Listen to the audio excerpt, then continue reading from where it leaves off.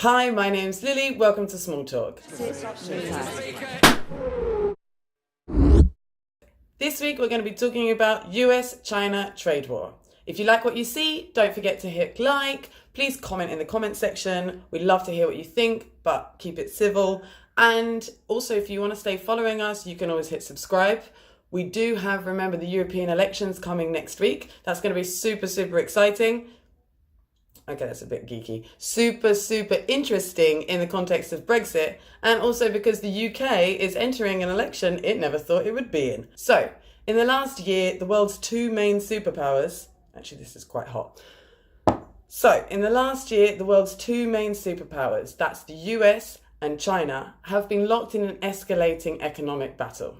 Things seem to have calmed down this year, but then last week, things hit another climax, and Trump slapped on another round of tariffs on Chinese goods, and the Chinese are going to retaliate.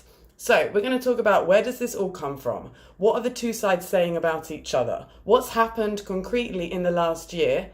And why is it such a big deal? So what is this all about? For the last, say, 100 years, the US has really been the only major economic superpower in the world. It has been the only big cheese. But now it's got a rival in China. Let's say there's two big cheeses in the world. Not only that, but they represent two very different economic models and two very different ways of doing things. Free trade economics, free market principles, things like that.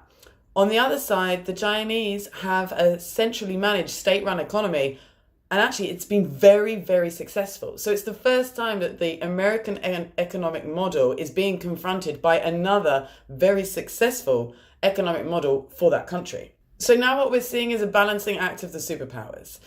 It had been believed or hoped that China over the years would modernize and it would open up its markets and that it would sort of adapt and converge with a more Western economic model. No one thinks that's going to happen anymore.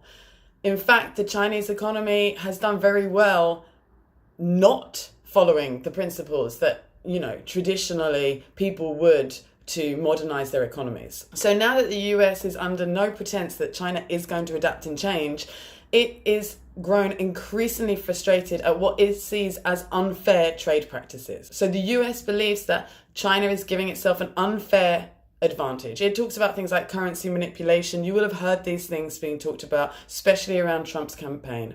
It also talks about US companies have been limited in the Chinese market in the way that doesn't happen in reverse. Furthermore, they accuse the Chinese of intellectual property theft. Things like copyright, patents. So in country A, they know how to make a robot. But in country B, they don't have experts who know how to make that. The people in country A have protected their knowledge by copywriting it, having patents, and essentially people in country B decide they don't care about that and just take the information anyway. So tariffs can be seen as a sort of punishable measure against the Chinese, but they aren't just a sort of carrot stick punishment. It's also as a way to bring the Chinese to the negotiating table, to renegotiate the future relationship that these two superpowers are going to have. And this is key because you might say, well, why is this interesting? It's just two countries in a trade dispute. No, because there's so much more than trade going on here.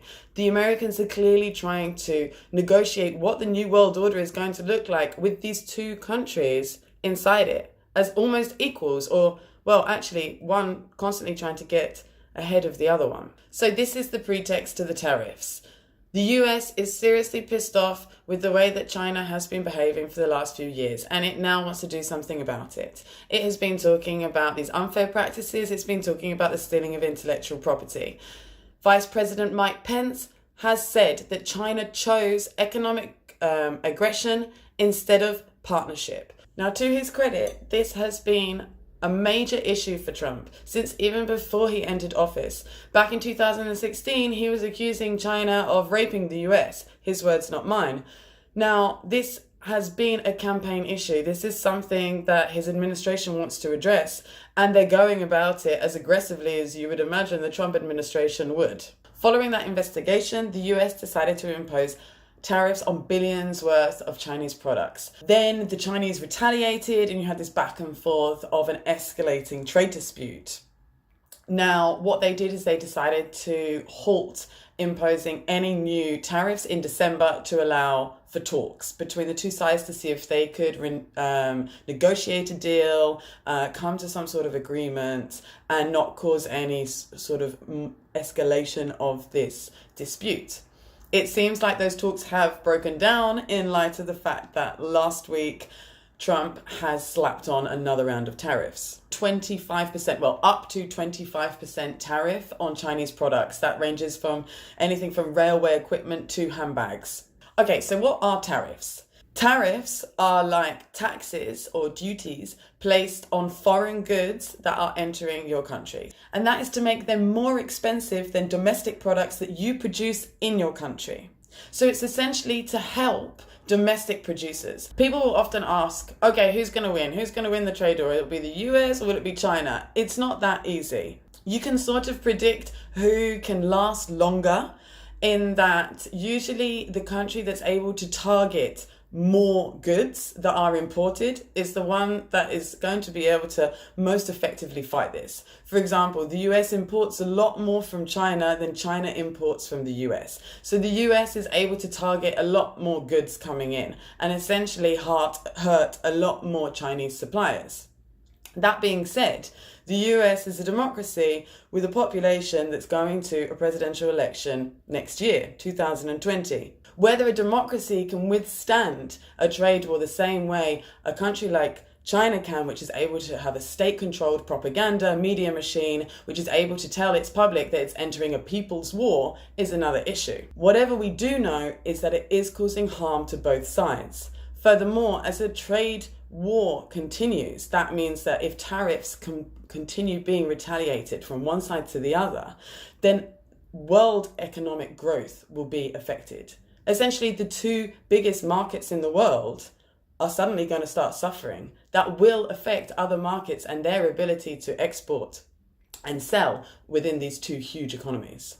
At the moment, a US-China trade deal doesn't look likely, even though both sides are making the right sounds and saying that they would like to resume talks.